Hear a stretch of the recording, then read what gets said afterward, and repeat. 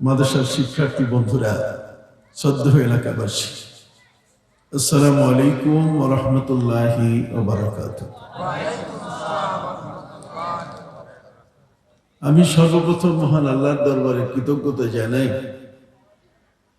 আজকের এই দিনে আমার মা ইন্তেকাল করেছিলেন।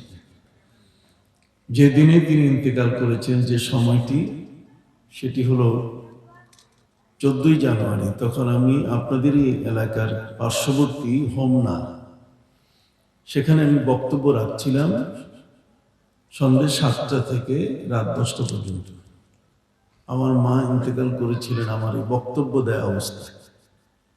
আমি হোমনায় 7টায় বক্তব্য দিচ্ছিলাম, সন্ধ্যা 7টায়। তখন আমার দেশের বাড়িতে আমার মা ইন্তেকাল করে। কিন্তু এলাকায় তারা ওই বিষয়টি আমাকে জানার নাই, যেহেতু অনেক লোক ছিল, শ্রোতা ভরা ছিল। এই ভরপুর মজলিসে আমাকে বললে তাদের আর কোনো বক্তা ছিল না। ফলে আমার বক্তব্যেই 7টা থেকে 10টা পর্যন্ত আলোচনা শেষ করে মাহফিল শেষ। যে কারণে কর্তৃপক্ষ আমাকে জানার নাই। আমি 10টায় জানতে পারলাম যে আমার মা দুনিয়া থেকে বিদায় নিয়েছে। ফলে কোনো রকম খাওয়া দাওয়া ছাড়াই আমি হোমনা থেকে রওনা করলাম। 3টি ব্রিজের কাজ চলছিল, একটি গোমতী ব্রিজ, মেঘনা ব্রিজ এবং কাঁচপুর ব্রিজ। এবং এত গাড়ির ভিড় থাকার কথা, শত শত গাড়ি পরপর ভিড় থাকে কোনো না কোনো স্পটে। কিন্তু আল্লাহ তাআলা সেদিন রাতে আমার জন্য রাস্তা খুলে দিয়েছিলেন। এবং আমার মা, যার আজকের ইন্তেকাল বার্ষিকী, এ সময় আমার দেশের বাড়িতে থাকার কথা, যেটি আজকের সভাপতি মহোদয়, আমার অত্যন্ত স্নেহের আদরের জনাব হিমেল সাহেব বললেন, আমার মা তিনি ছিলেন একজন মৌলবী সাহেবের মেয়ে। আমার নানা ছিলেন মৌলবী, মৌলানা না মৌলবী। আমি মায়ের একমাত্র সন্তান। আমি জন্ম নিয়েছি মায়ের 40 বছর বয়সে। একটি মাত্র সন্তান আমি। আমার বাবা, আমার দাদা, তারা ছিলেন ডাক্তার। আমি জন্ম নেওয়ার পরে যখন একটু বড় হলাম, তখন আমার বাবা চেয়েছিলেন যেন আমি ডাক্তার হই। কি হই? ডাক্তার। কিন্তু আমার মা তিনি চেয়েছিলেন যে আমি যেন একজন আলেম হই। বাবা আর মায়ের মধ্যে এই বিষয়টি নিয়ে একটু ডিবেট হয়, বিষয়টা নিয়ে একটু বুঝ পড়াতে একজন আরেকজনের বিপরীত তারা সিদ্ধান্ত গ্রহণ করেন। বাবা চাচ্ছিলেন যে আমি ডাক্তার হই, কারণ তিনি নিজেই ডাক্তার, আর আমার দাদা বংশের তারা সবাই কি ডাক্তার। আমার মা তিনি বলেছেন, দেখুন ছেলেটাকে মাদ্রাসা পড়ালে, আমি যেহেতু মৌলভী সাহেবের মেয়ে, আমার জন্য দোয়া করবে, আপনার জন্য দোয়া করবে, এবং আপনি একদিন দুনিয়া থেকে বিদায় নেবেন, আমিও দুনিয়া থেকে বিদায় নেব। আমাদের এই সন্তানটি আমাদের জানাজার নামাজ পড়াবে। আমার বাবা বলেছিলেন যে দেখো, এখন সাধারণত টাকা পয়সা দরকার পৃথিবীতে থাকতে গেলে, বাঁচতে গেলে টাকা পয়সা দরকার। তো কাজেই ও ডাক্তার যদি হয় আর এক রাতে যদি 100 জন রুগী দেখতে পারে, তাহলে 1000 টাকা করেও যদি ভিজিট পায়, তাহলে 1 লক্ষ টাকা। তোর পকেট তো আমেরিকা হয়ে যাবে, ওর পকেট তো ইউরোপ হয়ে যাবে, অস্ট্রেলিয়া হয়ে যাবে, ও তো ভালো থাকবে। আমি চাই ও ডাক্তার হোক। এক রাতে 100 রুগী দেখলে যদি 1 লাখ টাকা পায়, তাহলে সিঙ্গাপুর তো এমনি পকেটে। কিন্তু আমার মা বলছেন যে না, আমি টাকা দিয়ে পকেট ভরতে চাই না, আমি সওয়াব দিয়ে আমি তার পকেট ভরাতে চাই। এই বিষয়টি নিয়ে আমার বাবার সাথে মায়ের তর্ক। এক পর্যায়ে আমার বাবা বাজার থেকে তিনি আমার জন্য ফুল প্যান্ট শার্ট কিনে নিয়ে এসছেন, স্কুলে ভর্তি করাবেন। আমার মা সেই খবর পেয়ে উনি বাজার থেকে পাঞ্জাবি এবং টুপি কিনে নিয়ে আসছেন। এই পাঞ্জাবি এবং টুপি, পাজামা মা নিয়ে আসছেন, মা জানেন একজন মা কি পারেন। আজকের এই দাখিল মাদ্রাসা সম্বন্ধে যে ইমেল সাহেব যা বক্তব্য দিলেন, আমি সূচনাতেই এই বক্তব্যটা দিয়ে আমি আমার আলোচনা শুরু করতে চাই। সম্মানিত সুধী, আমার মা আমার বাবাকে বললেন যে আমি তো মাদ্রাসায় ওকে পড়াতে চাই। বাবা বলেন আমি ওর জন্য স্কুলের পোশাক কিনে নিয়ে এসেছি। মা বলছেন আমিও তো ওর জন্য মাদ্রাসার পোশাক কিনে নিয়ে এসেছি। এই দুইজনের মধ্যে আমাকে নিয়ে তর্ক। আমি কোন জায়গায় পড়বো, মাদ্রাসায় পড়বো না স্কুলে পড়বো? এক পর্যায়ে আমার মা বললেন যে দেখো তোমার বাবার সাথে তো আর আমি পারবো না। আমি একটি পন্থা অবলম্বন করলাম, আমি তার পা দুখানা ধরে বসলাম যে আমার এই ছেলেটা আপনি মাদ্রাসার জন্য অনুমতি দেন। ও মাদ্রাসায় পড়লে ও আমাদের জন্য দোয়া করবে, আমাদের মরার পরও দোয়া করবে। কাজে মরার পরে দোয়া করার একটা লোক, রব্বির হামহুমা কামা রব্বায়ানি সগীরা, অন্তত এই দোয়াটা পড়ার জন্য আমাদের একটি সন্তান রাখা দরকার।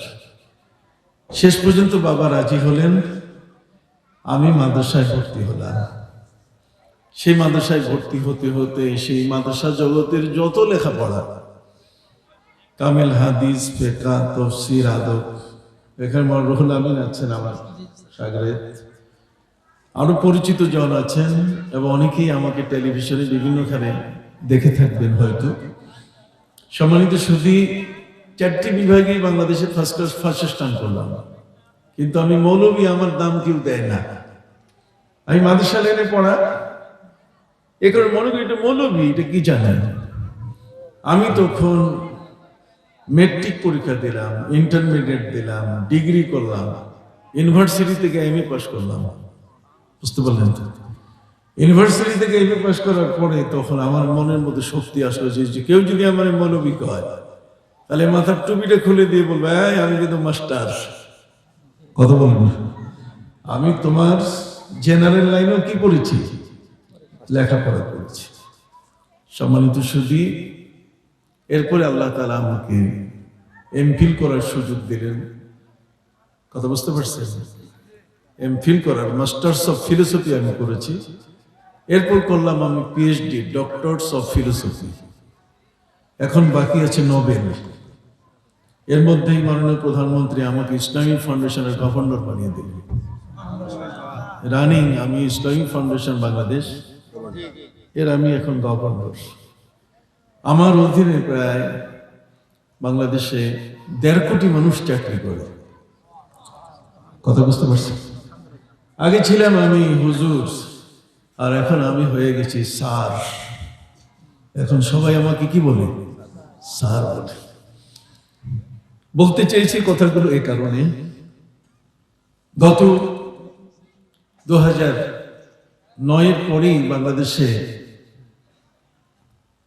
হাইকোর্ট ফতোয়া বন্ধ করে দিয়েছিল। কোন আলেম ফতোয়া দিতে পারবে না। ডক্টর কামাল সাহেব, যিনি বর্তমান আছেন ফোরামের, যিনি আমিরুল ইসলাম সাহেব সহ আরো 2-1 জন মহিলা আইনজীবী, তারা সবাই মিলে বাংলাদেশের ফতোয়া চলবে না এর উপরে রায় করে নিয়েছিলেন হাইকোর্ট থেকে। এটা সারা বাংলাদেশে একটা উত্তপ্ত পরিবেশ তৈরি করেছিল।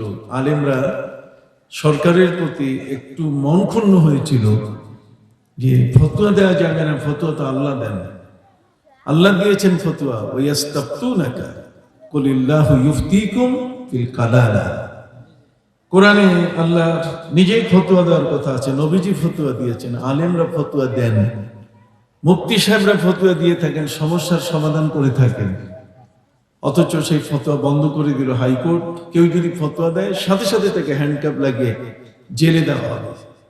সম্মানিত সুধী, শেষ পর্যন্ত বাংলাদেশের 30 লক্ষ আলেমের মধ্যে সরকার 100 জন আলেমকে বাছাই করেছিলেন। 100 জনের মধ্যে 25 জনকে বাছাই করলেন। 25 জনের মধ্যে 5 জন, এই 5 জনের মধ্যে আমি একজন।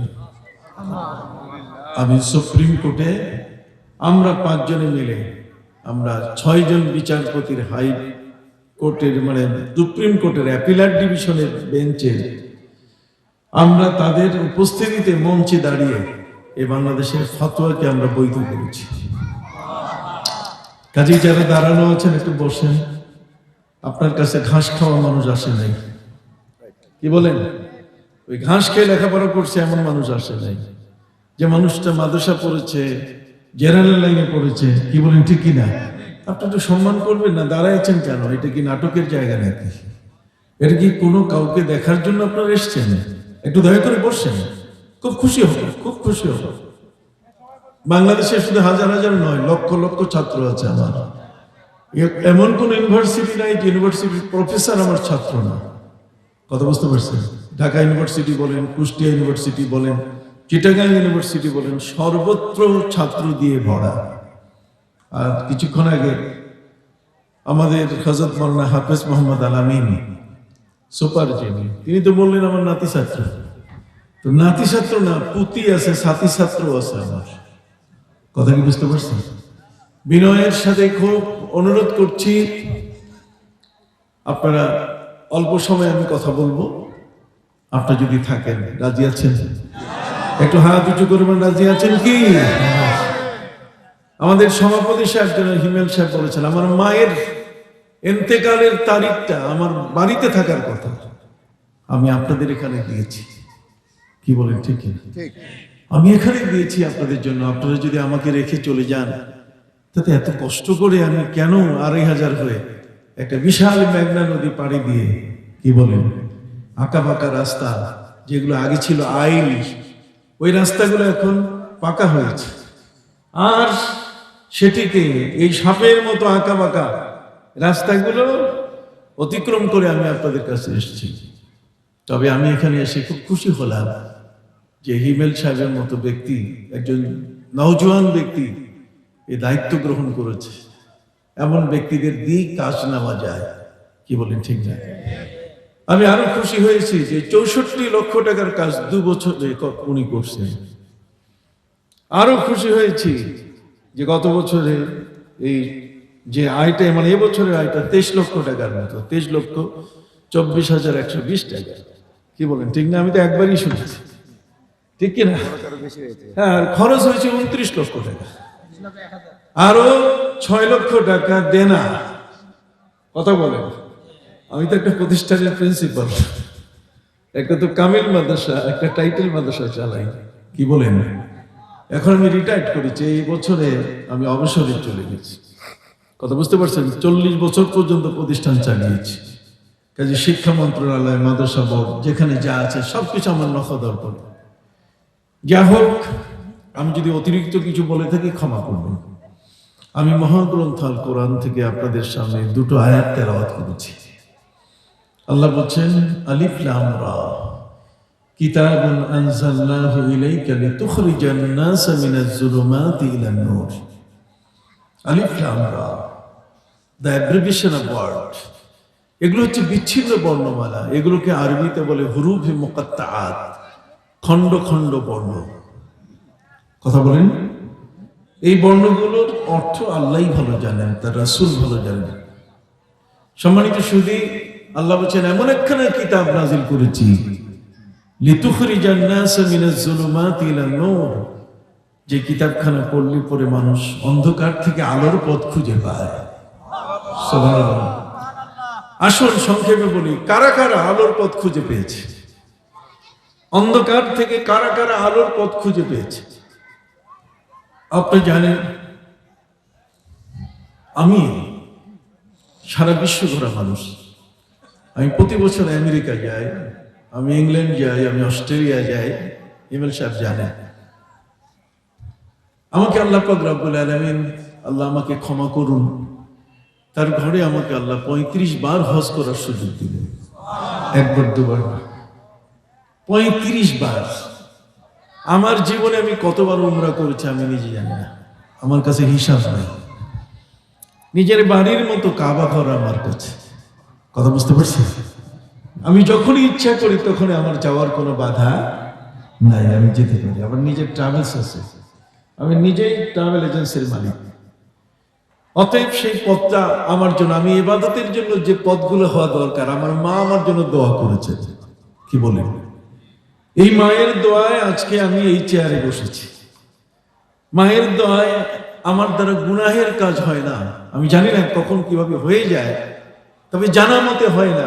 আমি মসজিদে সময় মতো আমি খুতবা দেই, আমি মসজিদের খুতবা শেষ করে একটা মাহফিলে চলে আসি, অথবা ইসলামিক ফাউন্ডেশনের দায়িত্বে আমি কোরআন এবং হাদিসের আলোকে বিভিন্ন বিষয়ের যে মাসলা মাসাইল, যারা নানা ধরনের ফতোয়া, এই বিষয়গুলোতে চূড়ান্ত সিদ্ধান্ত আমরা দিয়ে থাকি।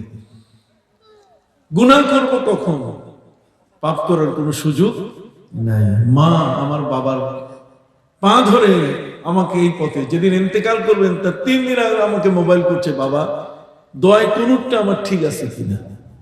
কথা বলেন, দোয়ায় কুনুতটা আমার ঠিক আছে কিনা মা আমাকে মোবাইলে জিজ্ঞাসা করছেন। 3 দিন পরে তিনি ইন্তেকাল করলেন। তখন এমন একটা সময় তিনি ইন্তেকাল করলেন যখন আমি ওয়াজ করতেছি, আর একমাত্র কলিজার সন্তান আমি কি করতেছি? ওয়াজ করতেছি। আমি তো বুঝতে পারিনি তিনি ইন্তেকাল করবেন।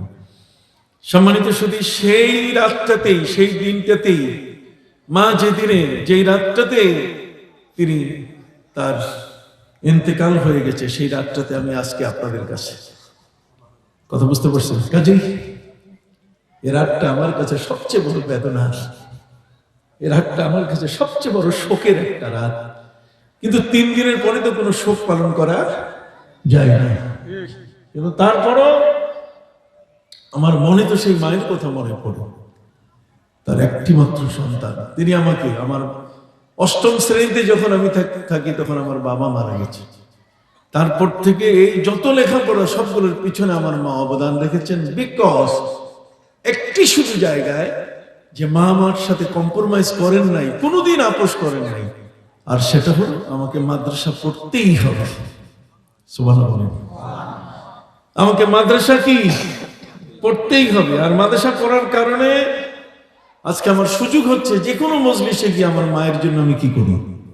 আমি নামাজে দোয়া করি, আমি মসজিদে জুমার নামাজ পড়াইয়া দোয়া করি, আমি মাহফিলের শেষে দোয়া করি, আমি কোনোখানে কোনো কারণে যদি যাই সেখানেও যদি দোয়ার দায়িত্ব পাই সেখানেও আমি কি করি?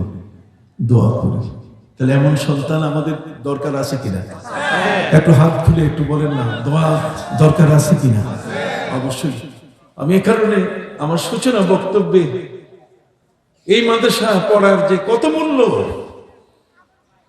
আমি পিএইচডি করেছি সিয়াসেত্তার 6 জন ইমামের গবেষণার উপরে গবেষণা করেছি।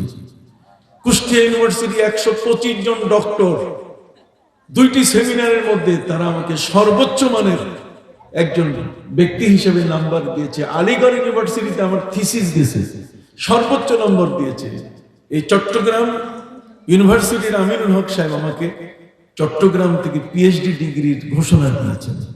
কথা বুঝতে পারছেন? যে কারণে আমার মনটা ভরে যায় আমি যখন কোনো মাদ্রাসায় আসি। কথা বলবো, কোনো মাদ্রাসায় যখন আসি তখন আমার মনটা ভরে যায়, কিন্তু কষ্ট পাই ওই সময় যখন কোনো দ্বন্দ্বের কথা শুনি। কি বলেন ঠিক কিনা? কষ্টটা ওই সময় পাই যখন সেখানে কোনো রকম ভাবে কারো কোনো ষড়যন্ত্রের কোনো বিষয় কানে আসে। যা হোক, পবিত্র কোরআনের 2খানা আয়াত আমি আপনাদের সামনে তেলাওয়াত করেছি। তার মধ্যে একটি হলো আল্লাহ নিজেই বলছেন, এমন একখানা কিতাব আমি নাজিল করলাম যে কিতাবখানা পৃথিবীর সকল মানুষ থেকে, এই কিতাবখানা অন্ধকার থেকে আলোর পথ দেখাতে সক্ষম। পৃথিবীর মধ্যে যদি কোনো মানুষ বলে আমি সৌর বিজ্ঞানী, আকাশের বিজ্ঞান সম্বন্ধে আমার জানা, পৃথিবীর মধ্যে যদি কোনো মানুষ বলে আমি সূর্য বিজ্ঞানী, আমি চন্দ্র বিজ্ঞানী, পৃথিবীর মধ্যে যদি কোনো মানুষ বলে যে আমি তারকা বিজ্ঞানী, পৃথিবীর মধ্যে যদি কোনো মানুষ বলে আমি ভূমণ্ডলের বিজ্ঞানী, অথবা পৃথিবীতে কোনো মানুষ যদি কোনো সাবজেক্ট নিয়ে বলে যে গণিত সম্বন্ধে আমি সবার পণ্ডিত, কিন্তু পবিত্র কোরআন বলছে না, দুনিয়ার যত ধরনের জ্ঞান আছে এ সমস্ত জ্ঞানের ভিতরে সীমাবদ্ধতা আছে, সীমানা আছে। একজন সৌর বিজ্ঞানী, একজন সাধারণ বিজ্ঞানী তার বিজ্ঞানের যে কথাগুলো বলে সেখানে তার সীমাবদ্ধতা আছে। সীমাবদ্ধতা কেমন? যেমন ডারউইন বলেছেন যে মানুষ বানরের জাতি। জোরে বলেন, মানুষ কি? আপনার বলেন না কেন? একজনের বক্তব্য, আপনার কথা না। ডারউইন বিবর্তনবাদের প্রবক্তা। ডারউইন বলেছে মানুষ বানরের জাতি, মানুষ বানরের জাতি। এটিকে আপনার মানতে পারছেন? জোরে বলেন, আমরা কি এটা মানি? অথচ ডারউইন ছিলেন এমন এক বিজ্ঞানী যার রক্তে 852 জন বিজ্ঞানী জন্ম নিয়েছে। এই রক্তটা এত তেজি, পাওয়ারফুল রক্ত। এই মানুষটা তার নিজস্ব মতবাদ প্রচার করেছে, কিন্তু এই মতবাদটা পৃথিবীতে টিকে নাই। বিজ্ঞানীদের জ্ঞান হচ্ছে সীমাবদ্ধ, একটা সীমিত বিষয়ের উপরে গবেষণা করে, কিন্তু আরেকজন বিজ্ঞানী সেটাকে সাথে সাথে নাকচ করে দেয়। কথা বল না? বিজ্ঞানীরা বলছে তোমার বংশে অসংখ্য মানুষ বিজ্ঞানী হবে, কিন্তু ডারউইন তুমি তো একজন বোকা মানুষ, তুমি মানুষকে বলছো বানরের জাতি, তুমি তো নিজের হুঁশ রাখো না। লোকেরা তাকে জিজ্ঞেস করলো কারণ কি? তুমি বলো। প্রত্যেকটা মানুষের একটা হবি আছে, প্রত্যেকটা মানুষের একটা ইচ্ছা আছে, শখ আছে। ডারউইনের শখ হচ্ছে সে মুরগি পালতো। কি পালতো? কেউ আছে টিয়া পাখি পালে, কেউ আছে ময়না পাখি পালে। আবার আপনি যখন ইংল্যান্ড যাবেন তখন আপনার দেখে মনে হবে যে আমি কুত্তার দেশে আসছি। প্রত্যেকটা মানুষ শুধু কুকুর পালে। কথা বল, প্রতিটি বাড়িতে কি আছে? কুকুর আছে। কুকুরের সাথে তাদের এত ভালোবাসা যে নিজের ছোট্ট শিশুটার কোমরের মধ্যে ফিতা লাগাইয়া রাস্তায় তাকে টেনে টেনে হাঁটায়, আর কুকুরটাকে নিজের কোলে রাখে। কথা বল, মানবতা বিপন্ন হয়েছে ইউরোপে। ইউরোপে মানবতা নাই। যদিও পৃথিবীর মানুষ বলে ওরা সবচেয়ে বড় চালাক, আমি বলি ওরা সবচেয়ে বড় নিকৃষ্ট। কথা বলবো, ওরা মানুষের দাম দিতে শিখেনি, ওরা কুকুরের দাম দিয়েছে। কথা বলেন, কিসের দাম দিয়েছে? কুকুর। ভাইরা আমার প্রিয় নবী সাল্লাল্লাহু আলাইহি ওয়াসাল্লাম যখন মদিনা মুনাওয়ারায় হিজরত করলেন, হিজরত করার পরে সেখানে নবীজি দেখলেন মদিনার মানুষেরা কুকুরের সাথে উঠা বসা করছে, কুকুরের সাথে তাদের খাওয়া দাওয়া, কুকুরের সাথে তাদের বিছানায় শোয়া। কুকুর হলো তাদের জীবনের নিত্য সঙ্গী। আমার নবী সাল্লাল্লাহু আলাইহি ওয়াসাল্লাম দেখলেন মানুষ যদি কুকুরের সাথে মিশে থাকে তাহলে তার মানবতা নষ্ট হয়ে যাবে। এ কারণে আমার রাসূলুল্লাহ সাল্লাল্লাহু আলাইহি ওয়াসাল্লাম বিকাতলিল কিলব, নবীজি কুকুর মারার জন্য নির্দেশ দিলেন যে কুকুর মারো, একটা কুকুরও যেন মদিনায় থাকতে না পারে। কথা বলো, কুকুর মারো। কুকুর নিধন শুরু হয়ে গেল, কুকুর মারা শুরু হয়ে গেল।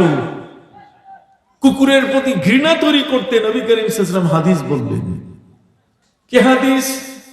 ইদা মালাগাল কালবু ফি ইনাই আহাদিকুম ফালিয়াকসিলহু 7 মাররাতিন ওয়া উখরাহুন্না বিতুরাব। নবীজি বলেছেন কারো পাত্রে যদি কুকুর মুখ রাখে, কারো থালায় যদি কুকুর মুখ রাখে, আমার কথা বুঝেন তো আপনারা? কারো থালায় যদি কুকুর মুখ রাখে ফালিয়াকসিলহু 7 মাররাতিন, সে যেন 7 বার ধুয়ে ফেলে। আর 7 বারের মধ্যে শেষের বার 7ম বার যেন মাটি দিয়ে মাঝে ওই বাসনটা, ওই থালাটা যেন কি মাটি দিয়ে মাঝে। তার অর্থ হলো এমন একটা প্রাণী, যে প্রাণী খাবারে মুখ রাখলে সেই থালাটা ধুইতে হবে কতবার? 7 বার। আমার নবী হলেন ক্রিয়েটেড পারসন। আমার নবী হলেন তিনি সমাজ তৈরিকারী, সমাজ বিনির্মাণ করেছেন। তিনি মানুষের মানবতা তৈরি করেছেন, মনুষ্যত্ব তৈরি করেছেন। মানুষগুলোকে মানুষের মতো জীবন দিয়ে তিনি তাদেরকে পৃথিবীর শ্রেষ্ঠ মানুষে পরিণত করেছেন। না হলে 600 বছরের জাহিলিয়াত, 600 বছরের অন্ধকারের কালিমা, এটি সমূলে দূর করে অল্প সময়ের মধ্যে তিনি মদিনা এমন এক দেশ প্রতিষ্ঠা করলেন, কল্যাণ রাষ্ট্র, যেই দেশের মধ্যে কোনো জেলখানা নাই।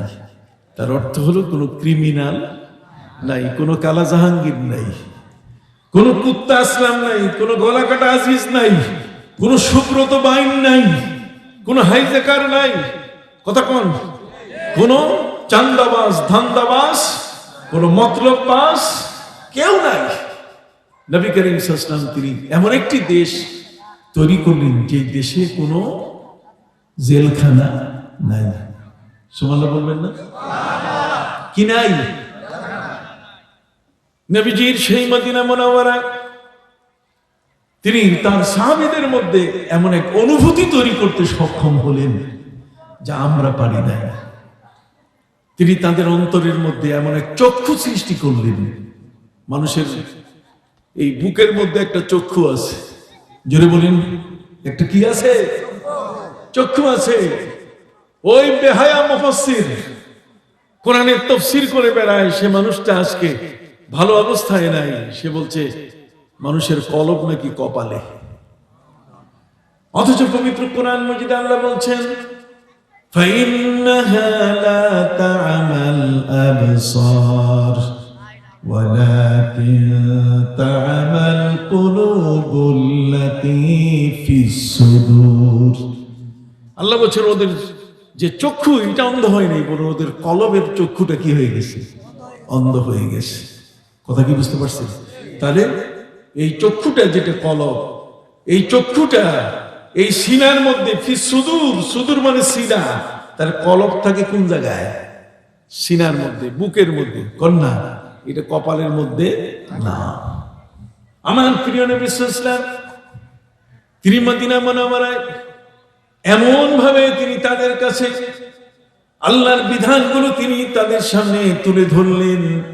প্রতিটি মানুষ গুনাহ কাকে বলে, অপরাধ কাকে বলে, এটা চোখে দেখা শুরু করলো। কথা বল, অপরাধটা চোখে দেখা শুরু করলো। কেমন? যেমন গামিদিয়া গোত্রের এক মহিলা, ইমরাতে গামিদিয়া, সেই মহিলা নবীজির কাছে এসে বলছে, নবী আপনি আমাকে শাস্তি দেন। নবীজি বললেন, মহিলারে কি কারণে তোমাকে শাস্তি দিব বলো? মহিলা বলে উঠলো, হুজুর এমন একটি অপরাধ যে অপরাধ আপনাকে দেখাবার মতো শক্তি আমার নাই, কিন্তু অপরাধটা এমন ভাবে গোপনে আছে আমি আপনাকে দেখাতে পারবো না। শুধু আমার মৌখিক স্বীকারোক্তি ছাড়া, আমি মুখে না বলা ছাড়া, আমি মুখে প্রকাশ করা ছাড়া আমার এই অপরাধটুকু দেখার মতো ক্ষমতা নাই। সে জানে না নবীর চক্ষু এত গভীর, নবীজির দৃষ্টি মোবারক এত শক্তিশালী। নবীজি বলেন, ওয়াল্লাহি ইন্নী লা আরাকুম মিন যাহরি কামা আরাকুম আমামি। খোদার কসম, আমি তোমাদেরকে সামনে যেমন দেখি তোমাদেরকে পিছনে তেমন দেখি। নবীজি বলেন, আমার চক্ষু আল্লাহ তাআলা এমন করে দিয়েছে, পৃথিবীর বিজ্ঞানীরা বলেছে মানুষের দৃষ্টি শক্তি হলো 8 মাইল। কয় মাইল? আর নবীজি বলছেন আমার দৃষ্টি শক্তি হলো পৃথিবীর পূর্ব থেকে পশ্চিম প্রান্ত, মাশারিকুল আরদি ওয়া মাগারিবুহা, জগতের এমন কোন জায়গা নেই আমি নবী সেখানে দেখতে পাই না। সুবহানাল্লাহ বলেন। নবীজি বলেন শুধু তাই নয়, আমি যখন নামাজে থাকি, ওয়াল্লাহি ইন্নী লা আরাল জান্নাতা ওয়া জাহান্নামা মিন হাহুনা।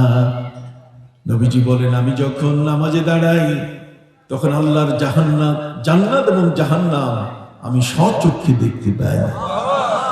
তার নবীর চক্ষু আমার চক্ষু কি এক? হ্যাঁ, যারা নবীকে বড় ভাই বলে, যারা নবীকে মনে করে নিজের মতো, এই বেকুব গুলো জানে না। নবীজি বলছেন আইয়ুকুম মিসলি, কে আছো তোমরা আমার মতো? সুবহানাল্লাহ বলেন। সেই প্রিয় নবী সাল্লাল্লাহু আলাইহি সাল্লাম, মহিলা তাকে বলছে, নবীজি আমার এমন একটি অপরাধ, যে অপরাধটা আমার ভিতরে আছে কিন্তু আমার দেখাবার শক্তি নাই, আপনি আমাকে শাস্তি দেন। বলুন তো দেখি, এ কথা বলে কি শাস্তি দেওয়া যায় কাউকে? নবীজি বলেন, মহিলা তোমার মুখে তুমি ব্যাখ্যা করো।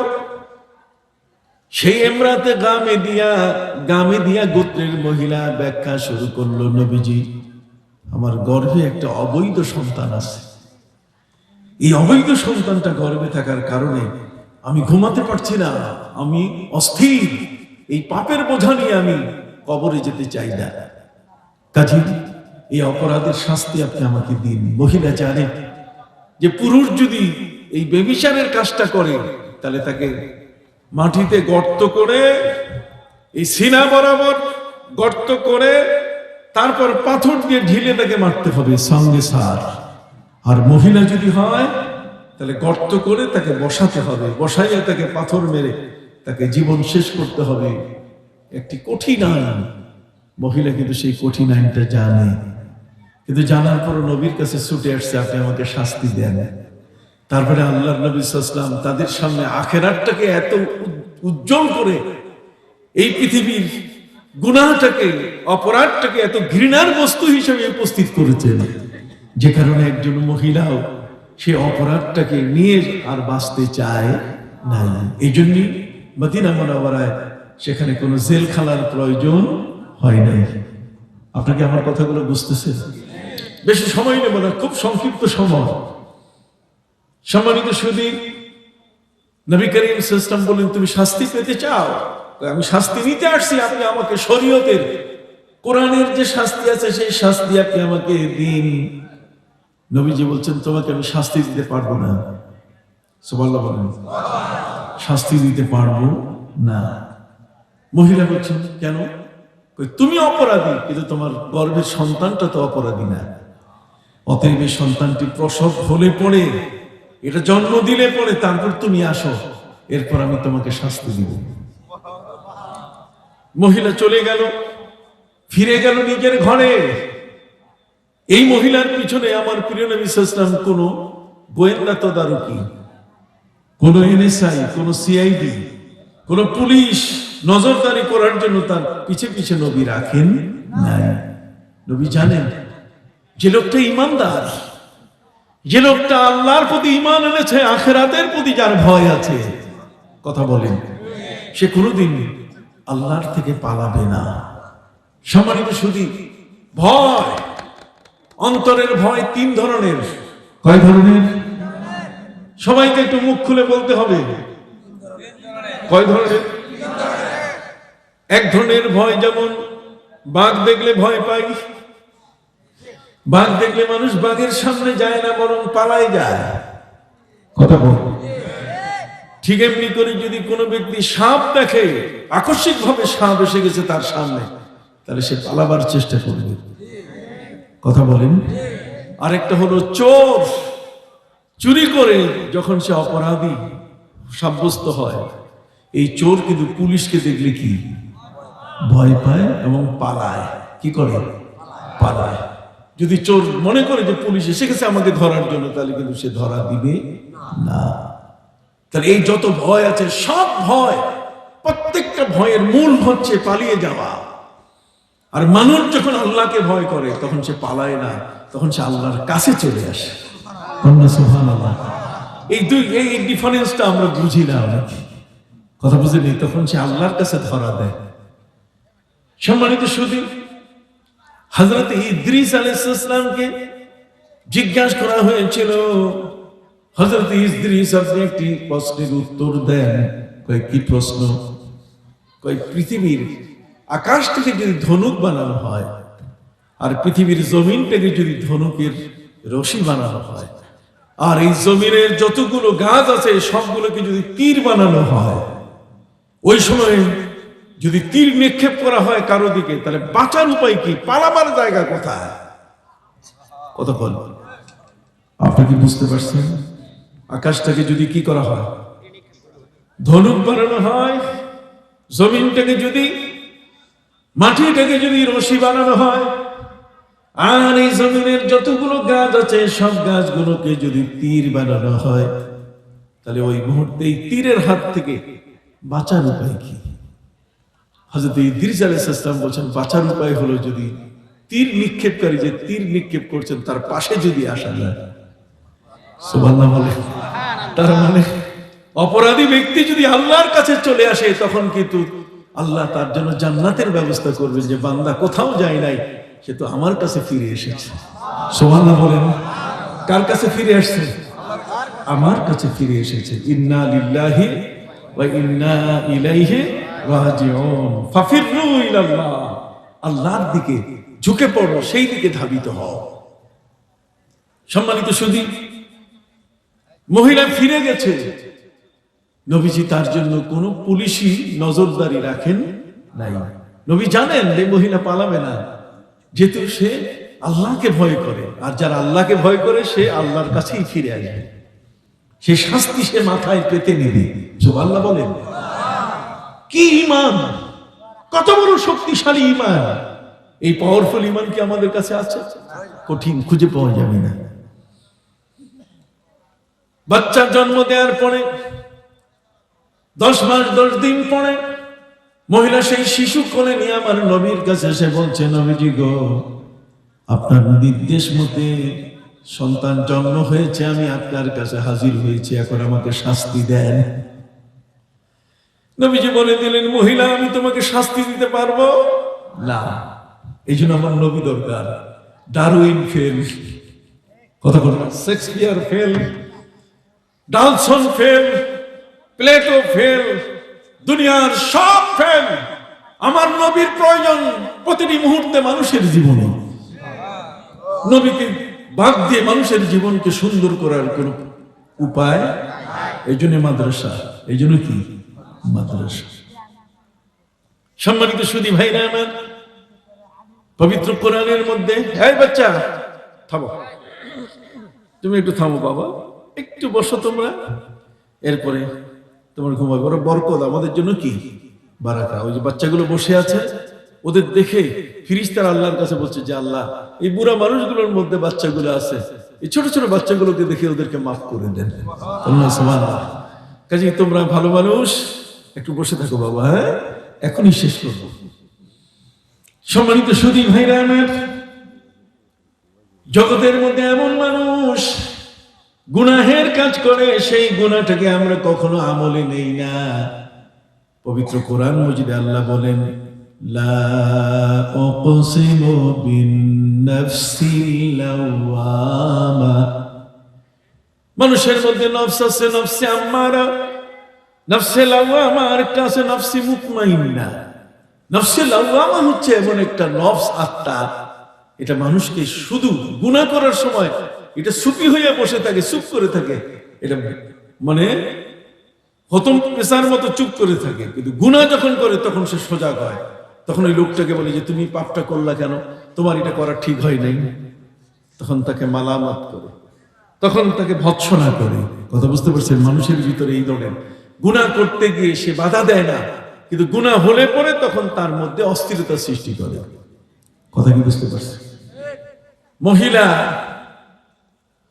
1 বছর পরে শিশু নিয়ে নবীর কাছে এসে বলছে, নবীজি আপনি আমাকে শাস্তি দেন।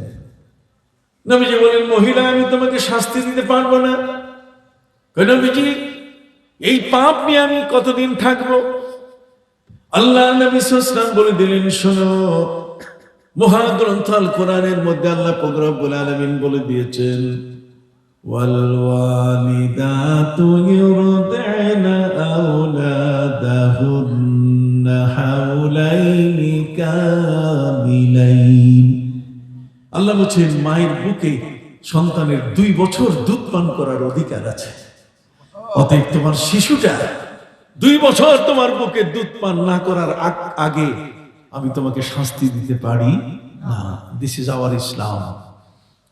এই সভ্যতা, এই নিয়ম শৃঙ্খলা নবী পৃথিবীকে উপহার দিয়েছেন।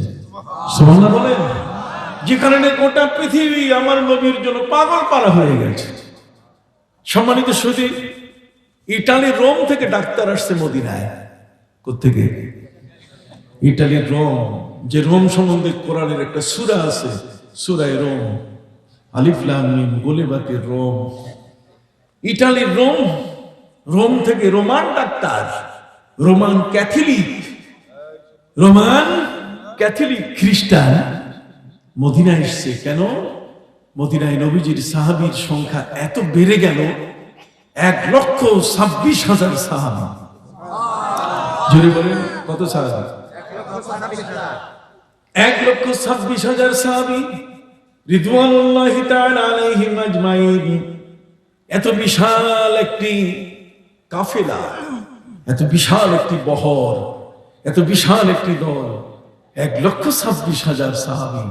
এই সাহাবীগুলোকে নবী এমন ভাবে ধুয়ে মুছে পবিত্র করছেন যে যারা এত বড় শক্তি রাখেন, যেটা কবির ভাষায় जो न थे दीन हक पर वो 10 रूह के हादी बन गए, क्या नजर थी तो मुर्दों को मसीहा कर दिया।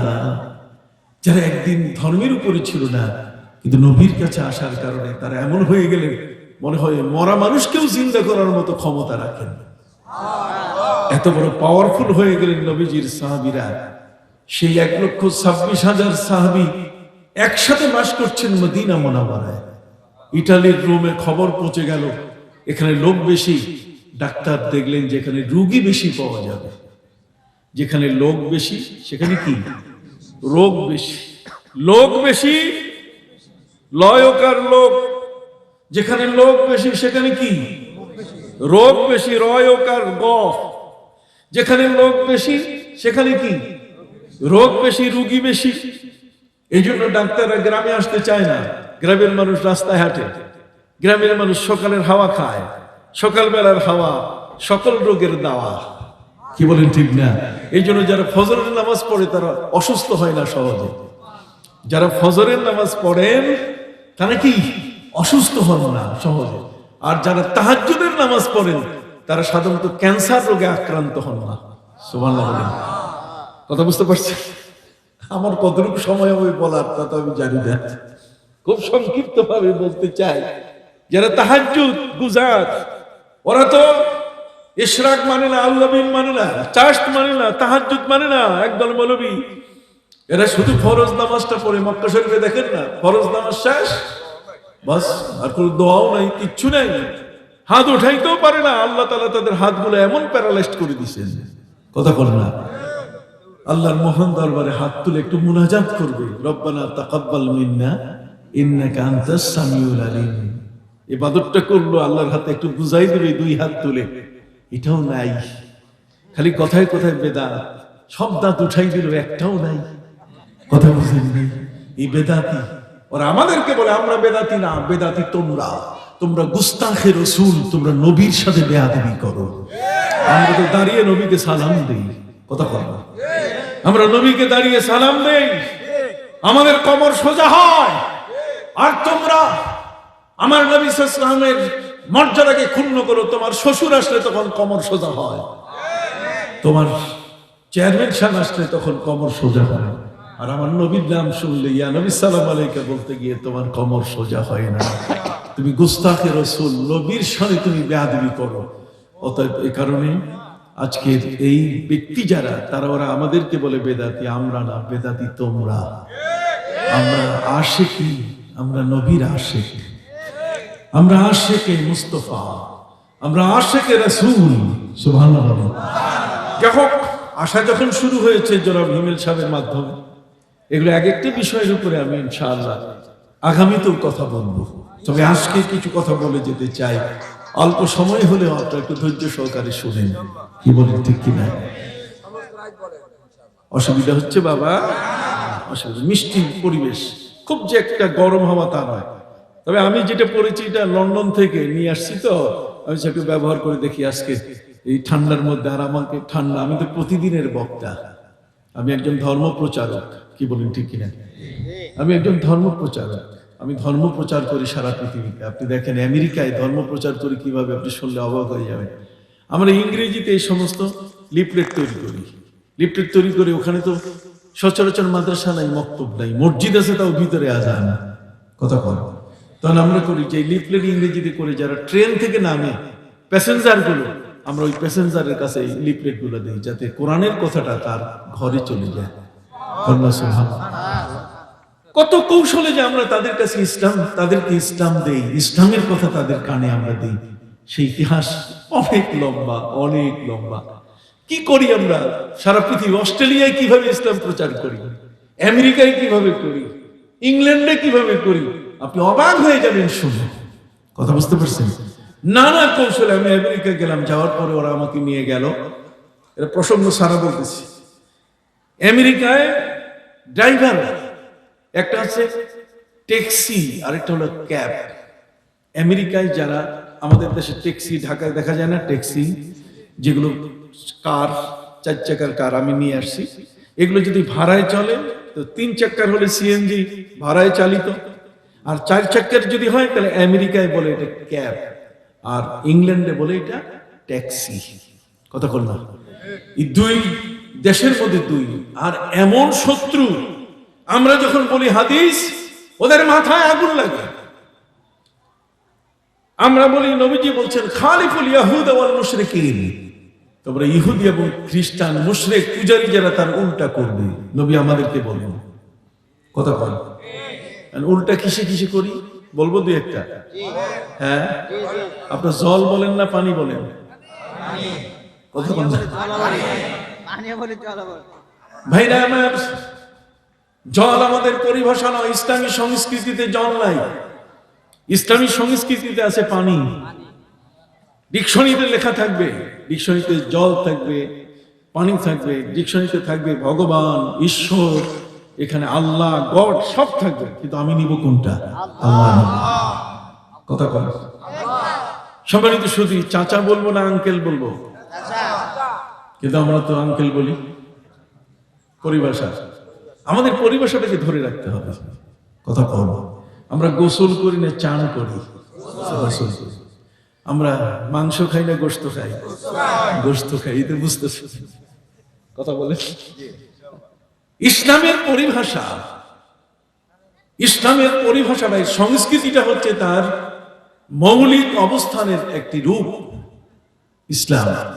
এই জন্য আপনি দেখবেন পাঞ্জাব, আমি দেওবন্দে লেখাপড়া করা মানুষ, আমি কওমি জগতেও কিন্তু দাওরায়ে হাদিস পড়া মানুষ। কথা বুঝতে পারছি? পাঞ্জাবে আপনি যাবেন, পাঞ্জাবে কোনো আলেম পাগড়ি পরে না, পাগড়ি মাথায় নাই। কেন পাগড়ি নাই? পাগড়ি এ কারণে নাই যে তারা ওই দেশে হিন্দুরা পাগড়ি পরে। হিন্দুরা কি পাগড়ি পরে? নবীজি বলেছেন খালিফুল ইয়াহুদ ওয়াল মুশরিকিন, ইহুদি এবং মুশরিকদের উল্টা করো তোমরা। কথা কি বুঝতে পারছেন? এই জন্য আমরা উল্টা করি। আমরা জল বলি না পানি বলি, আমরা মাংস বলি না গোশত বলি, আমরা লবণ বলবো না, আমরা নুন বলবো, নিমক বলবো। আমি আপনাদেরকে বুঝাতে পারছি কিনা? এই সূত্র ধরে বলতেছি যে পৃথিবীতে উল্টা করে কোন কোন জায়গা। আমেরিকা সম্পূর্ণ ইংল্যান্ডের উল্টা। ইংল্যান্ডের গাড়ি আপনি দেখবেন, আমাদের দেশের যে গাড়ি, কথা বল না, আমাদের দেশের গাড়ির যে স্টিয়ারিং, ড্রাইভার বসে ডাইন পাশে, কথা কর। ইংল্যান্ডের ডাইন পাশে বসে, যেহেতু ইংরেজ আমাদেরকে শাসন করেছে 200 বছর, এই জন্য সে চলে গেছে বটে, কিন্তু তার চোর গেলে চোর কিন্তু আলামত রেখে যায়। কথা কর, চোর চুরি করে গেলে কি রেখে যায়? আলামত রেখে যায়। ইংরেজ 200 বছর শোষণ করে গেছে, শাসন করে গেছে।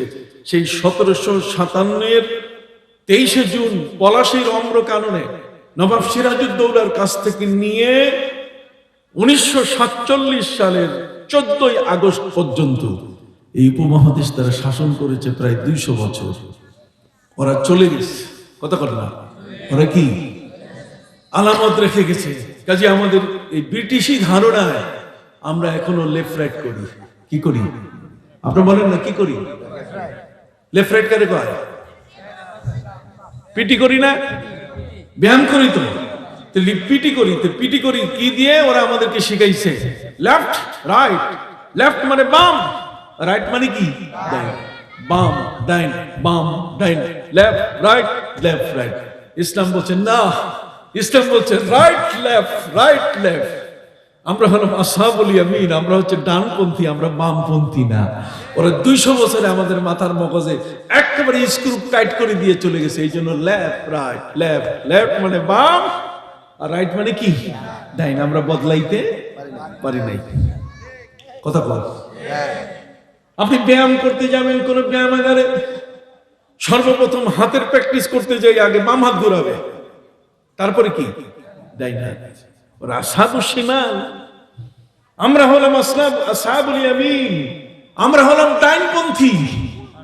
আমরা ডাইন হাত দিয়ে ভাত খাই, ডাইন হাত দিয়ে ফল খাই, কিন্তু বাম হাত দিয়ে চা খাই। কতক্ষণ না এই যে খাইতে গিয়ে আমরা কি বাম হাত কেন ভাই? বাম হাত কেন? আপনার ডাইন হাত নাই? নবী করিম সাল্লাল্লাহু আলাইহি ওয়াসাল্লাম তিনি বলেছেন, কাপড় পরিধান করলে ডাইন পাও খার আগে পায়জামার ভিতরে ঢুকাবা, লুঙ্গির মধ্যে প্রথম ডাইন পাও, তারপরে কি বাম পাও। খাবেন ডাইন হাতে না বাম হাতে? মসজিদে ঢুকবেন ডাইন পা না বাম পা?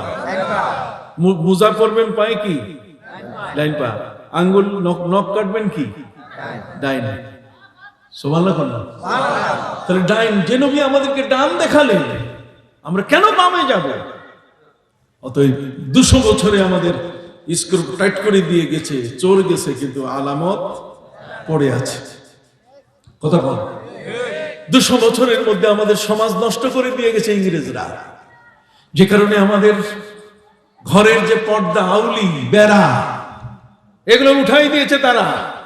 এক পুকুরের মধ্যে সেখানে দেবর আর ভাবি গোসল করে। কথা বল না।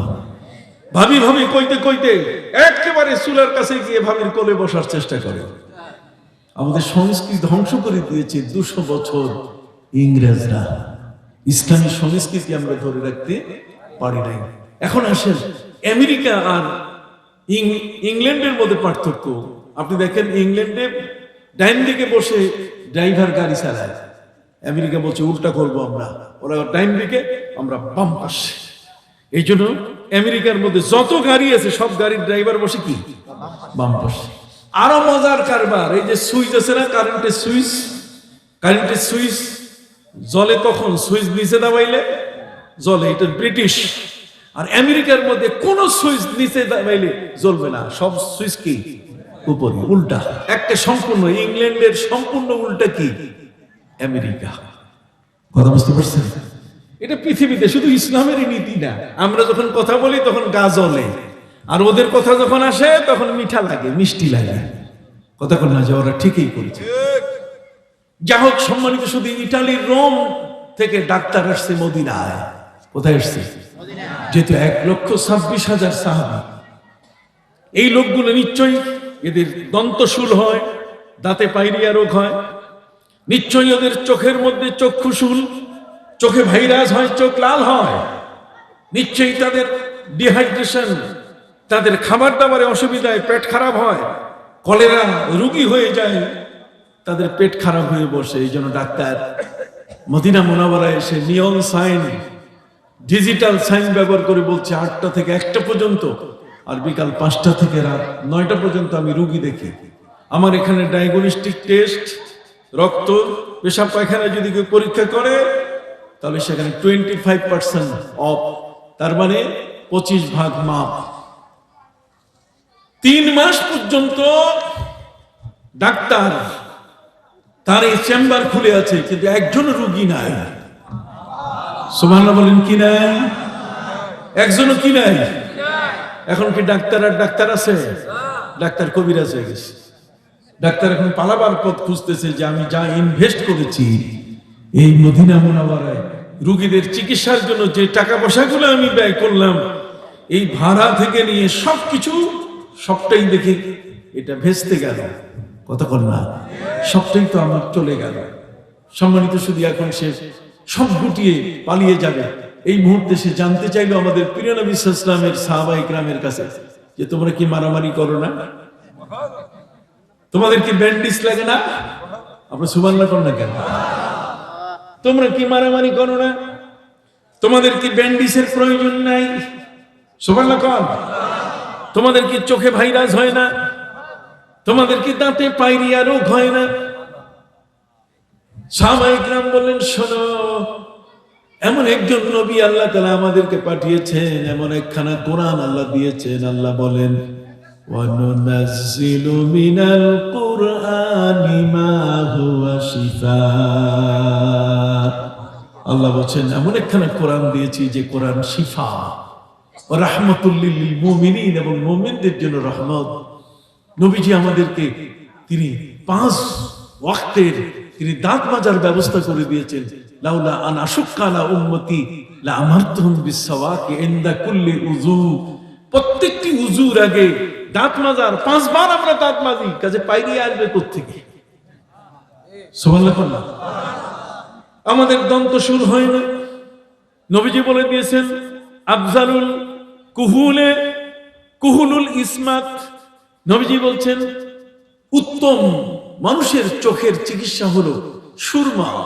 অতএব সেই সুরমা যদি ইসমাত, ইসমাত নামের সুরমা যদি কেউ ব্যবহার করে, তাহলে এই চোখে কোনোদিন ছানি পড়বে না, ভাইরাস তো হবে না, ছানি কোনোদিন পড়বে না। আপনার সুবহানাল্লাহ বলবেন? আমি তো বলেছি আর অল্প সময় আছে। সম্মানিত সুধী, ইটালির রোম থেকে 40 জন ব্যক্তি নবীর কাছে আসছে। কতজন? এই 40 জন বড় বড় দামি দামি মানুষ, এলিট পার্সন, এরা শিক্ষিত মহাশিক্ষিত মানুষগুলো নবীজির কাছে আসছে। নবীজি হুজরা মোবারকে বিশ্রাম তিনি করছেন। সাহাবায়ে কেরাম বলে, হুজুর ইয়া বড় লম্বা লম্বা মানুষ আসছে, সাদা সাদা, চোখগুলো বিলের মতো। কতক্ষণ? চোখগুলো কি বিলের মতো? ইয়া বড় লম্বা লম্বা মানুষ। ইটালিয়ান মানুষ তো লম্বা লম্বা। আমি তো ইটালিতে গেছি। ইটালিতে জন্ম নিচ্ছে এমন একজন বড় ব্যক্তির নাম বলতে পারবেন? মার্কনি। কে মার্কনি? কে? যে রেডিও আবিষ্কার করছে। কে আবিষ্কার করছে? রেডিও আবিষ্কার করছে মার্কনি। এই জন্য আমেরিকার যত মানে ইংল্যান্ড আমেরিকার যত ইংলিশ আছে, এরা কোনোদিন ইংরেজি ভাষায় কথা বলে না। ইটালিয়ানরা শপথ করেছে তারা ইংরেজি বলবে না, ওরা ইংরেজিকে পছন্দই করে না। আমরা তো ঠাস ঠুস ঠিস একটু হলে ইংরেজি সারা। বাট আমি এই কথা বলতে চাই, আই এম নট অ্যালাউ, আমি এটা অ্যালাউ করতে চাই না। এই সমস্ত মানে কথায় কথায় ইংরেজি বলে, কিন্তু ইটালিয়ানরা ইংরেজি পছন্দই করে না। এদের যেমন রেডিও, রেডিও কি ইংরেজি? না, রেডিও ইংরেজি না, এটা ইটালিয়ান ভাষা। ইটালিয়ান ভাষার সবখানে আছে ও। কি আছে? যেমন রেডিও, যেমন টার্মিনো, টার্মিনাল আছে না, টার্মিনাল, ওটাকে বলে টার্মিনো। প্রত্যেকটা শব্দের মধ্যে কি আছে? ও। যেমন গফরগা, আপনি ময়মনসিংহ যান, ওখানে আপনি দেখবেন চলবাম, খাইবাম, যাইবাম, উঠবাম, বসবাম, সব বাম, একটাও ডাইন নেই। কতক্ষণ? একটাও কি নেই, ডাইন নেই। আপনি ভোলাতে যাবেন, কোথায় কি খাইছেন? যে ভাত খাইছেন, যে বসেন, যে কখন যাবেন, যে প্রত্যেকটা কথার শেষে কি আছে? যে আছে। কথা বল। আমরা তো সারা বাংলাদেশ ঘুরি, সারা বাংলাদেশের ভাষা আমাদের জানা আছে। সিলেটে গেলে তো বাংলা ভাষা ওখানে আহত হয়ে গেছে, আর চিটাগাঙ্গে গিয়ে বাংলা ভাষা নিহত হয়ে গেছে। কথা বল না, ওখানে কি হয়ে গেছে? হ্যাঁ, চিটাগাঙ্গে নিহত। চিটাগাঙ্গে বাংলা ভাষা খুঁজেই পাবেন না। কথা বুঝতে পারছি? যা, এইগুলো কথা বলতে সময় দরকার, সময় তো শুধু বলতে চাই। আপনাদের খেদমতে ইটালির রোম থেকে 40 জন ব্যক্তি নবীর কাছে আসছে। নবীজিকে রিপোর্ট করা হলো, নবীজিকে জানানো হলো নবীজি মেহমান আসছে। নবীজি বলেন, মেহমানকে বসতে দাও। কে বলেন? আমার নবীর চেয়ে অতিথি পরায়ণ পৃথিবীতে আর বড় কেউ আছে? যদি বলেন আছে। আপনি দেখবেন আমাদের দেশে কিছু মানুষ আছে অনেক লম্বা নাম, মুজাদ্দিদে জামান, ফখরে মিল্লাত, কামিল বেদাত, এরকম 20, 30, 50টা উপাধির পরে নিজের নাম কয়। রাত্রে যাই একজন বাড়িতে, উনি জায়গা চাইতেছেন, ভাই আপনাদের কাছে কামিল বেদাত, কথা বুঝেন নাই, মহিয়ে সুন্নাহ, কথা বুঝে গেছে, এই সব কিছু কইয়ে কয় উনি আজকে রাত থাকতে চায়। ভাই এতুলা মানুষের জায়গা আমার বাড়িতে নাই। আসলে মানুষ একটা, কিন্তু ডিগ্রি এত বেশি, নাম কইতে কইতে আসল নাম গায়েব। কি বলেন, ঠিক আছে কিনা? আমাদের সমাজের মধ্যে এ সমস্ত মানুষ নাই যে কথা বলা যাবে না। ইটালির রোম থেকে 40 জন ব্যক্তি মদিনায় আসছে। নবীজি সাল্লাল্লাহু আলাইহি ওয়াসাল্লাম তিনি বললেন, তিনি নিজেই কাফের বেদিনের পর্যন্ত আতিথেয়তা করছেন, মেহমানদারি, এবং তিনি বলছেন তুতইমুত তুআম ওয়া তুকরিউস সালাম ওয়া সাল্লি বিল লাইল ওয়ান নাসু নিয়াম তাদখুলুল জান্নাতা দারুস সালাম। যাকে দেখবে তাকে খানা খাওয়াবে, সে হিন্দু হোক, সে মুসলিম হোক, তুমি তাকে খাবার দিবে। যেহেতু আল্লাহ তাআলা তার অবারিত রহমত দিয়ে পৃথিবীকে ধন্য করেছেন, হিন্দু, বৌদ্ধ, খ্রিস্টান, কারোর জন্য সূর্যের আলো তিনি বন্ধ করেন নাই, কারোর জন্য তিনি খাবার বন্ধ করেন। তুমি আল্লাহর চরিত্র অনুসরণ করো, তাখাল্লাকু বিখালকিল্লাহ, আল্লাহর যে চরিত্র, বিআখলাকিল্লাহ, আল্লাহর যে চরিত্র সেটা তুমি অনুসরণ করো। যা হোক নবী বলছেন মান কানা ইউমিনু বিল্লাহি ওয়াল ইয়াউমিল আখির ফালিউকরিম দাইফা, যার আল্লাহ এবং আখিরাতে বিশ্বাস সে যেন তার মেহমানকে কি করে, সম্মান করে। এই জন্য নবীজি মেহমানকে সম্মান করার জন্য বললেন সাহাবায়ে ইকরামকে, সাহাবীরা তোমরা 40 জন মেহমানকে ভালো জায়গায় বসতে দাও। সাহাবায়ে ইকরাম বলছেন হুজুর ভালো জায়গায় বসতে দিব, কোনো গেস্ট রুম, কোনো বাংলো মেহমানকে বসাবার জন্য কোনো জায়গা তো নাই। এই যে আমি ঢাকা থেকে আসলাম, ঢাকা থেকে আসার পরে আবার এই সভাপতি সাহেব হিমেল সাহেবের কি হবে না, ওই যে রাসেল ভাতিজার বাড়িতে আমার বসতে দিছে, চেয়ার, থাকার বিছানা, পাশের বাথরুম, কোনোটাই অভাব নাই। আমি চোখ বন্ধ করে একটানা ঘুম দিয়ে দিলাম। মানে মুসাফিরি অবস্থায় এখানে আসার পরে আমার বেশ কিছু উপকার হলো। তার মানে যতখানে মাহফিলে যায় কয় হুজুর সব মানুষ যাইতেছে, আপনি তাড়াতাড়ি যান। খাবারও খাইতে দেয় না, প্রথমে ঠেলে ঠুলে করে উঠায় দেয় এই বক্তৃতার চেয়ারে। বক্তৃতা দিতে দিতে শেষে পেটে তো কুলহুয়াল্লাহ শুরু হয়ে যায় পুরা। কি বলেন ঠিক না? এটারও তো একটা চাহিদা আছে কি না? এটাও তো কিছু চায়। বক্তাকে আগে খাওয়াই দেবেন, তারপরে দেখবেন তার থেকে শুধু একটার পর একটা বাইরে হতে থাকবে। আর তাকে যদি উপোস করে রাখেন, বুঝতে পারছেন, তাহলে দেখবেন ও 2-4টা কথা কয়ে ক্লান্ত হয়ে যাবে। এইদিকে তো টানাটানি শুরু হয়ে গেছে। আমি বুঝাইতে পারছি আপনাদেরকে, কাজে আমার আরো আনবেন মাঝে মধ্যে, কথা বুঝেন নাই। সবকিছু একের পরে এক আমি বলে দেবো আপনাদের। যাও সম্মানিত সুধী, নবীজি বললেন এই 40 জন মেহমানকে বসতে দাও। সাহাবায়ে ইকরামকে বলছেন, সাহাবায়ে ইকরাম বললেন হুজুর এই 40 জন মেহমানকে বসতে দিব কোথায়? আপনার তো কোনো বাংলো নাই, গেস্ট রুম নাই, মেহমানকে বসাবার জায়গা নাই। নবীজি আপনি নিজেও জানেন যে মা খাদিজাতুল কুবরাকে যখন আপনি বিয়ে করেন, তখন মা খাদিজাতুল কুবরাকে নিয়ে আরবের মেয়েরা খুব টিটকারি করেছিল। এরা খুব তিরস্কার করেছিল যে খাদিজা এমন একজনকে বিয়ে করলে যার একটা সুন্দর ঘর নাই, সুন্দর বাড়ি নাই, কিচ্ছু নাই। আমার নবীর ঘর ছিল এতই ছোট, আমি এর উপর একটা বই লিখেছি, মদিনার কান্না। কি বই? সবাই বলে না কি বই? আমার প্রায় 30টা বই লেখা আছে, বিশাল বড় বড় ভলিউম। ইসলামিক ফাউন্ডেশন কিছু ছাপাচ্ছে, আমি তো ছাপাইছি। এগুলো সব আমার লেখা বই, এই সবগুলো আমার লেখা বই। অনেক বই, আমার প্রায় 30খানা বই। আমি কিন্তু লেখকও।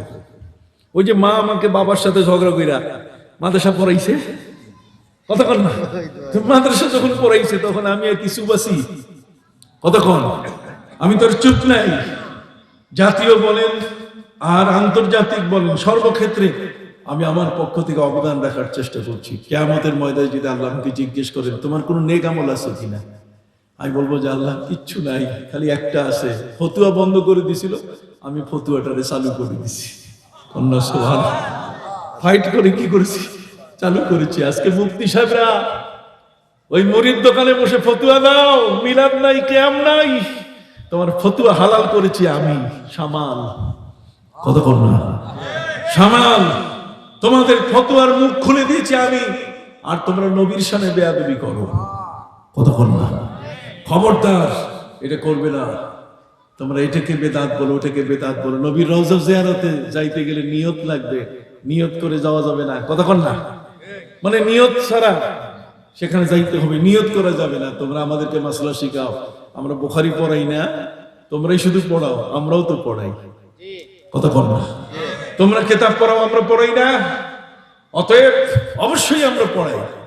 মা খাদিজাতুল কুবরা রাদিয়াল্লাহু তাআলা এবং হযরত মা আয়েশাকে কেন্দ্র করে নবীজির স্ত্রীদের উপরে আমি বই লিখেছি একটা, মদিনার কান্না। কি বই? এই মদিনার কান্না আমাদের মা বোন যারা আছে তাদের জন্য। যদিও আমি আরেকটি বই লিখেছি, নারীর অলংকার, 650 পৃষ্ঠা। মদিনার কান্না বইটাতে আমি লিখেছি হযরতে মা আয়েশা নবী করিম সাল্লাল্লাহু আলাইহি ওয়াসাল্লামের সাথে যেই ঘরে সংসার করছেন, আজকের পৃথিবীতে কোন মুসলমানের ঘরের যদি কোনো মেয়ে যদি এই ঘটনা জানে বা এরকম কোন পরিবেশ হয়, অমুসলিম তো দূরের কথা, মুসলমানের মেয়েও স্বামীর সংসার করতে চাবে না। কেন? হযরতে মা আয়েশা বলেন যে নবীজি আমাকে নিয়ে যে ঘরে সংসার করছেন, সেই ঘরটা ছিল এত ছোট, কনজাস্টেড, সেই ঘরটা 2 জন ছাড়া 3 জন থাকা যেত না। মা আয়েশা বলেন আমাকে নবী, প্রিয় নবীজি যেই ঘরে নিয়ে সংসার করেছেন সেই সংসার এতই যে একটা ঘরের মধ্যে আমি আর নবীজি ছাড়া দ্বিতীয় জন থাকার কোনো ব্যবস্থা ছিল না। রাতের বেলায় নবীজির উপরে তাহাজ্জুদ নামাজ ফরজ ছিল। নবীজি যখন তাহাজ্জুদ করতে উঠতেন তখন আমি অল্প বয়সী হওয়ার কারণে আমিও জেগে উঠতাম। আমি পা দুটা ছোট করে নিতাম, নাহলে নবীর সেজদার জায়গা নাই, নবীর সেজদার জায়গা নাই। নবী এত লম্বা রুকু করতেন, এই রুকু পর্যন্ত আমি পা গুটায় রাখতে পারতাম না, চোখে প্রচন্ড ঘুম, পা সোজা হয়ে যেত। নবী যখন সেজদা করতে যেতেন তখন আমার পা তার সেজদার জায়গায়, তখন আর নবীজি আমার পায়ে চিমটি দিতেন, চিমটি দিলে আমি পা ছোট করে নিতাম, এরপর নবীজি সেজদা করতেন। আমরা তো এখন 2500 স্কয়ার ফিটের বাসা দরকার, নিজের রুমের সাথে সাথে সেখানে অ্যাটাচড বাথরুম, কতক্ষণ না হেলান চেয়ার, ফ্রিজ, দক্ষিণ দিকের বারান্দা, এই সবগুলো না হলে নিজের স্ত্রীর মন তার পাওয়া যায় না। স্বামীর সাথে শুধু বাংলাদেশ বেতার, রেডিও, টেলিভিশন শুরু হয়ে যায় 24 ঘন্টার ঝগড়া, কথা বলুন। আরো তো মারাত্মক ঝগড়া শুরু হয়ে গেছে যে আমার ঘরের মেয়েরা এখন তালিম করার জন্য এই গ্রাম থেকে ওই গ্রামে যায়, কথা বলুন না, ওরা তালিম করে। আমি নিষেধ করি, খবরদার, কোরআন বলেছে ওয়াকারনা ফি বুয়ুতিকুন্না, নারীরা তোমরা ঘরের মধ্যে থাকবে, তালিম করতে গেলে ওই বিয়ে টিকবে না, ওই সংসার থাকবে না। কারণ আরেকজনের বাড়িতে গিয়ে দেখবে যে তার স্বামীটা ইটালিতে থাকে, এত বড় লম্বা লোশন পাঠাই দিছে, কতক্ষণ না এই লম্বা তেল পাঠাই দিছে, এটা দেখে তার চোখ খারাপ হয়ে যাবে যে ওর স্বামীটা পারে, আমার স্বামীটা পারে না। আসার পরে ঘরে ঝগড়া শুরু হয়ে যায়, রেডিও শুরু হয়ে যায়, ভলিউম বাড়তেই থাকে, কতক্ষণ না। হযরত মা আয়েশা রাদিয়াল্লাহু তাআলা বলেন, নবীজি আমাকে নিয়ে এমন একটি ঘরে সংসার করেছেন যেই ঘরটার কোনো জানালা ছিল না, কোনো জানালা ছিল না। জানালা ছাড়া ঘরে মানুষ থাকে কেমনে? মা আয়েশা রাদিয়াল্লাহু তাআলা বলেন, নবীজি আমাকে নিয়ে যেই ঘরে রাত কাটিয়েছেন, নবীর সঙ্গী হয়ে যেই ঘরে আমি সংসার করেছি, সেই ঘরটাতে দাঁড়ালে নবীজির মাথা মোবারকে উপরের 7টা মাথার চাঁদ দিতে লাগতো। কত বড় কঠিন কথা বল। আমাদের বউরা এই ঘরে থাকবে, 2 দিন পরে বাপের কাছে চিঠি লিখবে, ফোন করবে, মোবাইল সাথে সাথে, বাবা আমি আর তোমার জামাইয়ের সংসার করবো না। এই ঘরে কি মানুষ থাকে?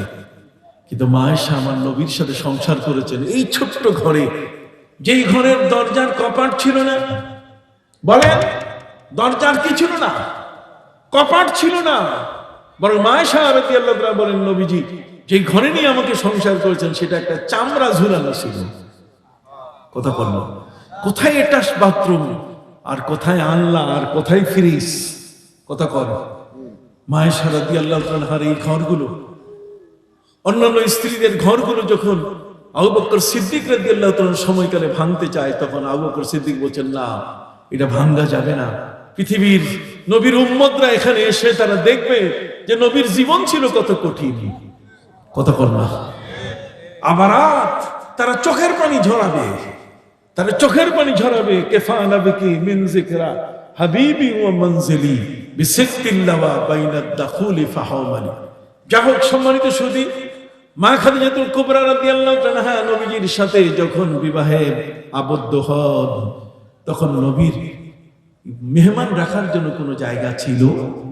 সবাই মা খাদিজাকে টিটকারি করেছে যে তুমি জম্মের ঠোকা ঠকছো, মুহাম্মদ সাল্লাল্লাহু আলাইহি ওয়াসাল্লামকে বিয়ে করে তুমি এমন ঠোকা ঠকছো, তার ঘরের মধ্যে না আছে গেস্ট রুম, না আছে বাংলো, না আছে কিচেন রুম, না আছে ডাইনিং রুম, কথা কর না।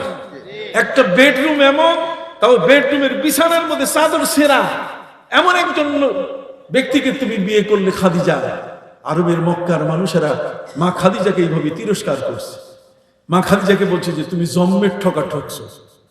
মা খাদিজাতুল কুবরা রাদিয়াল্লাহু তাআলা তিনি বললেন, তোমরা আমার চোখ দিয়ে আমার প্রিয় স্বামী আমার নবীকে দেখো, আমি জম্মের ঠকা ঠকি নাই, আমি জম্মের জিতা জিতছি। আমি জম্মের ঠকা ঠকি নাই, আমি কি করছি? জম্মের জিতা জিতছি। সুবহানাল্লাহ। সেই ঘরে কোনো গেস্ট রুম নাই, 40 জন মেহমানকে কিভাবে বসতে দিবেন তারা? সাহাবীরা বললেন যে হুজুর খেজুর গাছের পাতার নিচে বসতে দেই। নবীজি বলছেন না, ইটালি থেকে মেহমান আসছে আর খেজুর গাছের নিচে ঘাসে বসতে দিবে, এটা হতে পারে না। কয় তাহলে কোথায়? কয় ভালো জায়গা দেখো। সাহাবীরা ভালো জায়গা খুঁজতে খুঁজতে পাহাড়ের পাশে ছায়া পড়লে ঠান্ডা হয়। নবীজিকে তারা প্রস্তাব করেন এখানে 40 জন মেহমানকে বসতে দেই। নবীজি বলছেন না, সেখানে হবে না। সাহাবীরা 2 বার নবী যদি নাকচ করেন, 3য় বার তারা আপিল করেন, নবীর হাতে ছেড়ে দেন যে আপনি ভালো জায়গা মনে করেন। নবীজি বলছেন মেহমান বসাবার জায়গা পাও না, ইটালির রোম থেকে 40 জন ক্যাথলিক আসছে, খ্রিস্টান, তোমরা প্রস্তাব করলে কোথায়? খেজুর গাছের ছায়ার নিচে অথবা পাহাড়ের পাশে যেখানে ছায়া। নবীজি বলছেন নো, বেলাল কই? হযরতে বেলাল দৌড়ে আসলেন। তিনি বেলালকে জিজ্ঞেস করেন, বেলাল আমার মসজিদের দুয়ার খুলে দাও, মসজিদে এই 40 জন মেহমানকে বসতে দাও। হায় হায়, আমার নবী কত বড় উদার!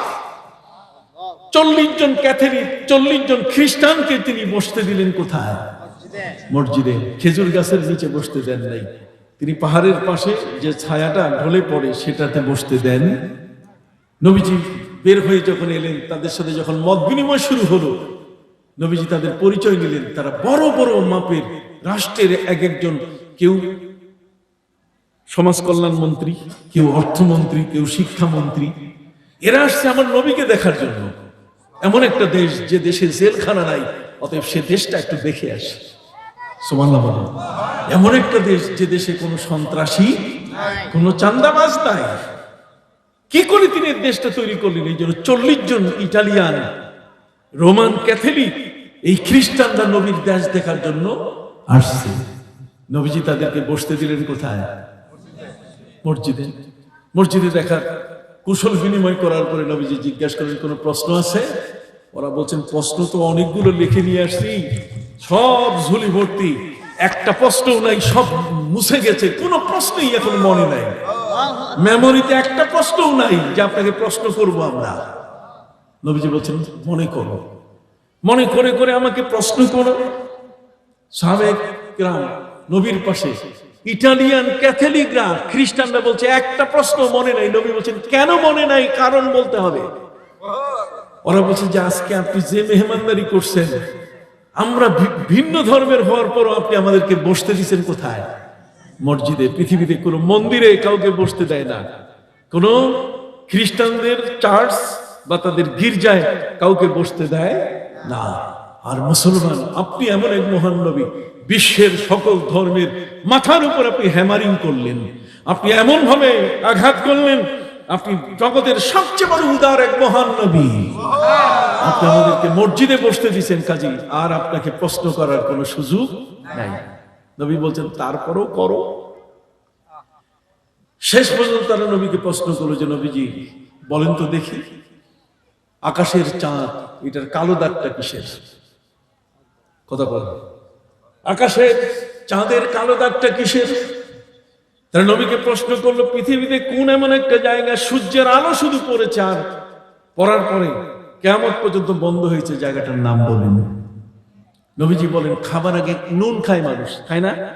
একটু নুন আঙ্গুলে দিয়া খাওয়া শুরু করে, আবার শেষ করার পর একটু কি নুন।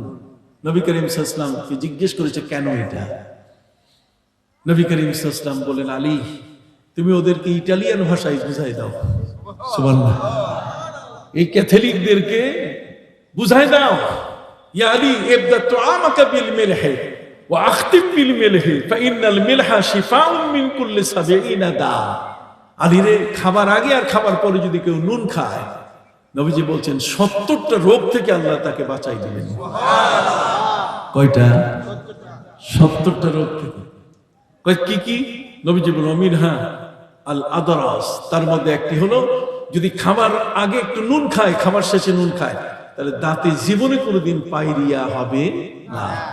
কাজে ওই ডাক্তার 3 মাস পরে যখন দেখলো কোনো রোগী নাই, কথা কর না, তখন সাহাবায়ে কেরাম বললেন যে আল্লাহ তাআলা আমাদেরকে এমন একজন নবী দিয়েছেন যে নবী শুধুমাত্র আমাদের নামাজ রোজার নবী না, তিনি হচ্ছেন আমাদের সারা জীবনের সর্বক্ষেত্রে, আমাদের দেহ, আমাদের মন, আমাদের হৃদয়, আমাদের সমাজ, আমাদের পরিবার, আমাদের আন্তর্জাতিক, আমাদের সর্বক্ষেত্রে তিনি আমাদের নবী। সুবহানাল্লাহ বলেন। নবীজি বলেন মিনহা ওয়াজুল, আবেরাজ, যদি কোনো ব্যক্তি খাবার আগে পরে নুন খায় তাহলে ওই ব্যক্তির হাতের মধ্যে সেতি রোগ সাদা হয় কখনো কখনো। কি বলেন? এই রোগটা থাকবে না। ওরা প্রশ্ন করেছে নবী, হার্টের রোগ থেকে বাঁচার উপায় কি? এই 40 জন ক্যাথলিকের মধ্যে যে ডাক্তার নবীকে জিজ্ঞাসা করছে যে হার্টের রোগ থেকে বাঁচার উপায় কি আপনি বলেন। নবী আসছেন কি হার্টের রোগের চিকিৎসা করতে? আল্লাহর নবী বলে দিলেন আত-তালবিনা। তিনি বললেন তালবিনা যদি খায় তাহলে আর হার্টের রোগে মারা যাবে না। ইন্নাত তালবিনা তুজিম্মু ফুয়াদাল মারিজ। বুখারী শরীফ 580 নম্বর পৃষ্ঠা আপনি খুলে দেখেন। ইন্নাত তালবিনা তুজিম্মু ফুয়াদাল মারিজ ওয়া তাযহাবু বিবাযিল হুজন ওয়ালিল মাহজুন আলাল হালিক।